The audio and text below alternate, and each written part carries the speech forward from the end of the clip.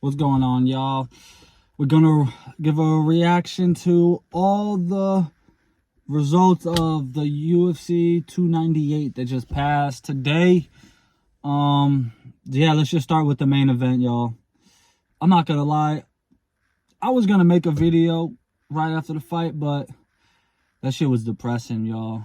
Bro, that shit was fucking depressing. I don't know anyone else, but me, after that happened, I just sat down and I was just sad. Because I was like, fuck, is the Volk era over?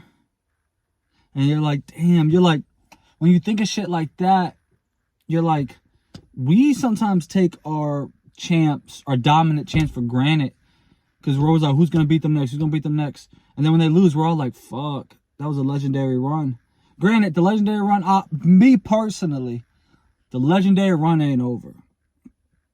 If you actually look at, if you watch the fight, I get the results, yes. You fight a guy like TOPURIA, if he lands a clean hook on you, clean, majority of featherweights, anyone that fights him is going to go to sleep if he lands like that. But if you watch the fight, the first round was a close round. A lot of people gave it to Volk, some people to TOPURIA, so that's 50. I give it to Volk. So in my card, it was 1-0. And then, before the finish in the second round, if you watch it, Volk was piecing up TOPURIA. He was looking good. Granted, the times, every time I watched it, I kept telling people around me, I was like, yo, Volk's leaning back. When TOPURIA starts to throw, Volk doesn't get the circle out. Sometimes he will, but majority of the time he's going backwards and he's leaning his chin up in the air. And I was like, exactly what happened. If he does that, where he's close to the fence, that's where TOPURIA can knock him out. Volk should have treated that cage like lava. You stay off the cage when you fight TOPURIA. His boxing is too good. If he gets you on the cage, the bombs he's throwing, they touch you, you're going down. But I think Volk could not easily. I do believe if anyone could come back, it's Volk. Mentally, I think he's fine. I genuinely think he can come back and win the title. It's gonna be a close fight. I think it's gonna be a good fight, the rematch. But yeah, TOPURIA, bro. With all that being said about Volk, TOPURIA. Listen, I'm not mad he's champ because he's an exciting fighter. Excuse me. But bro, like his hands he's the best boxer in the UFC easily. It's not even close, to be honest. Like pure boxing, his movement, it's like Jack in the welterweight division. Jack Della. It's like Jack Della. But yeah, TOPURIA is the problem. If he beats Volk in a rematch, the only other dude style-wise that would give him problems to me would be Max Holloway. He's long, he's taller, and has a chin, and he has output. He's not going to give TOPURIA those moments to really come in. TOPURIA's going to hit him, but thing is, Max has a chin. So we'll see. Granted, after that Justin Gaethje fight, I don't know where that chin's going to be, and if he gets knocked down in the Justin Gaethje fight, it changes everything. But I definitely think Max and Volk are the only two dudes stylistically beat him.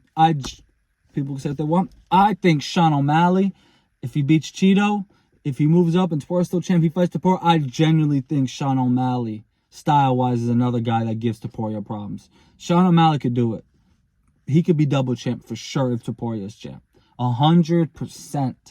But yeah, tough shit for Volk. He'll bounce back. I believe he'll get the belt back. But hey, right now we're in the TOPURIA era right now. So gotta respect the champ. TOPURIA from Spain, I'll take it. But and then we got the co-main, Robert Whittaker and Paulo. That fight was amazing. It should have got fight of the night. I don't know if it did. I heard Mackenzie Dern and Limos got it, but Robert, at his age, took a spinning kick and fucking ate that shit. He took a spinning back kick and ate it. That shit was amazing, bro. I thought it was done. I thought the next round he was going to get finished. But Paulo, he didn't really lose nothing. Paulo always puts on good fights. So, like, it's his first fight back in a minute. So, I feel like he did good for his first fight back against Robert Whittaker. Your first fight back's Robert Whittaker. And then Robert showed that he's not done yet. He could easily fight Sean Strickland or Hamzat or rematch, or they can do the Jared Cannonier rematch. he just needs one of those wins and he's right there for another title shot if Dricus is still champ. If Izzy's champ, it's kind of hard because, like, you know, it's just hard because I beat you twice. What's the point? So I feel like that's a good one. But Robert Whittaker, I'm glad he's still back. He's not washed. He's a mainstay of this division. Like, he probably beats everybody but Izzy.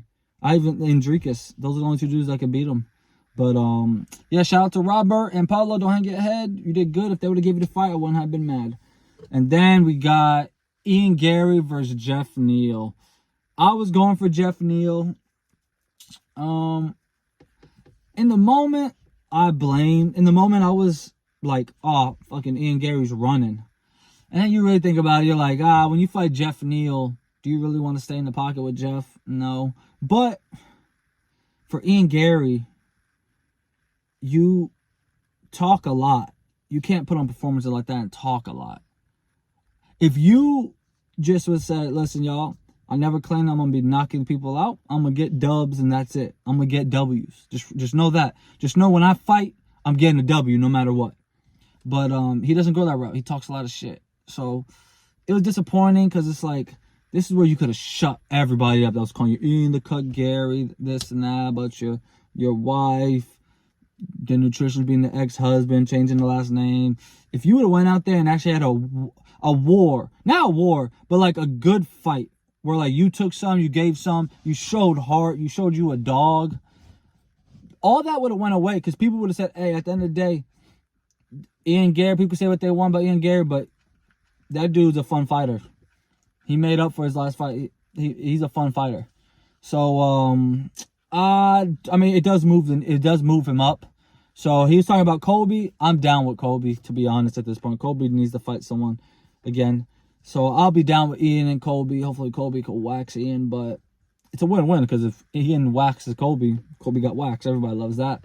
But, yeah, so Ian Gary, you got the W. That's all I'm going to say. It wasn't a good fight, but you got the W. Jeff Neal, in those moments, there's a little bit of moments in there you should have let go of your hands, but when you're in the cage, it's hard to say that looking from the outside. Like, you can't, like, when you're in there with someone throwing punches at you, it's different. But, yeah, shout out Ian Gary, you got the dub. Shout out Jeff Neal, he'll be fine. And then, who else we had? Who else was on the card? Oh, we had, who opened the card? Oh, we had that dude, Fluffy versus Krylov. I can't pronounce his name. I thought that dude was going to win because I seen him fight. He's just freaking hair like Ben Askren. Russian. He looked like a beast, but Fluffy's, he's good. He's fucking good. His pressure, his cardio, his submission game. He choked Vera out. Rodolfo, like, bro, like, he's a dark horse. You gotta watch out for him. So not much to say there. Fluffy did what he do.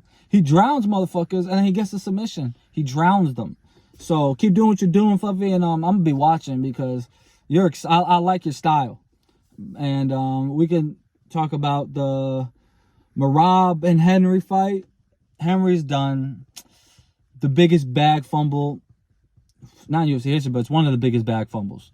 Because Henry, you retired in your prime to hopes of Dana White giving you more money. You were a flyweight / bantamweight. You didn't really move the needle. Like, your pay-per-views weren't crazy. So I feel like whoever was in your corner telling you this was a good idea, they steered you wrong. Because you wasted your prime, bro. And that Henry Cejudo, when you beat Dominic Cruz, nobody was beating that guy. Like, you can't take time off and then you fight. You took time off and you fight Aljo. You take time off and then you fight, and not time off. And right after that, you fight Merab. It's like, you didn't do yourself no favors. Like, you, in a 5-round fight, I would have saw it. You probably would have trained different for a 5-rounder, but I just didn't call it, bro. Just coach. You're a good coach. And, yeah, Henry, you just should never retired in your prime. That fucked you up. You can't just take all that time off and then come back and think you're going to be the same. Doesn't work like that. But, to Merab's getting the next title shot, y'all. So, I ain't gonna lie. Sean O'Malley, or depends on what happens with Cheeto. I think Sean's going to beat Cheeto. So yeah, I think Sean's gonna beat Cheeto, and then we're gonna have Merab and Sean O'Malley, and we all want that at this point. We love Merab now, his personality. I like Sean O'Malley personally. I'm a Sean O'Malley fan, so I'll be going for Sean. But I think that was it for the main card. You had the Mackenzie Dern fight. That fight was That fight was good too. Mackenzie Dern got hit bad. She fell, put her hands to her face, but she still survived. The funny shit was she thought she won. That shit had me weak when they named it, and she just fucking started jumping up. I was like, bro, the second hand embarrassment must have been after they're like, no, Mackenzie, we didn't win. We didn't win. Like, she must have been like, what? That shit must have been awkward as fuck. But, yep, that's the card, y'all. Fuck. The Volk era might be over, but Topuria is a fun fighter, so let's enjoy the Topuria era.